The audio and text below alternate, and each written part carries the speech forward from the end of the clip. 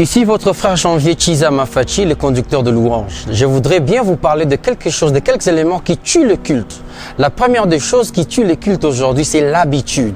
Par habitude, les gens ont commencé à adorer pensant que Dieu demeure dans les habitudes. Votre répertoire peut tuer votre culte. Vous n'êtes pas obligé de chanter tout le répertoire que vous avez prévu. Il y a des moments où le Seigneur peut vous retenir sur un seul sujet, une seule partie de votre chant. Restez-y, parce que le chant, c'est comme le fruit. Aussi longtemps qu'il contient du sucre, on le chante. Vous pouvez avoir prévu 20 chants, 4 chants, 80 chants sur votre répertoire, mais si Dieu se retrouve dans un seul chant, dans un répertoire, restez-y, chantez ces chants-là. La deuxième chose qui peut tuer le culte, c'est vous-même en tant que conducteur de culte. Plus vous devenez plus important dans le culte, en devenant beaucoup plus important dans votre moment d'adoration, vous êtes devenus des idolâtres. Parce que Dieu ne trouve plus son intérêt, c'est plutôt vous qui êtes devenu très important et cela, c'est un danger contre le culte. Parce que l'idolâtrie, ça commence lorsqu'on se considère plus mieux que les autres. Vous êtes devenu orgueilleux. Évitez d'être plus important dans le culte et ça va passer.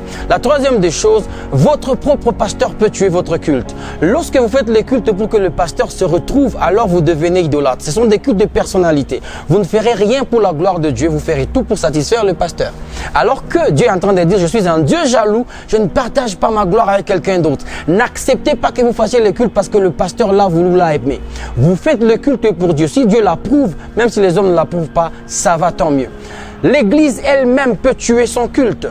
Comment l'Église peut tuer son culte? Vous allez me demander c'est comment.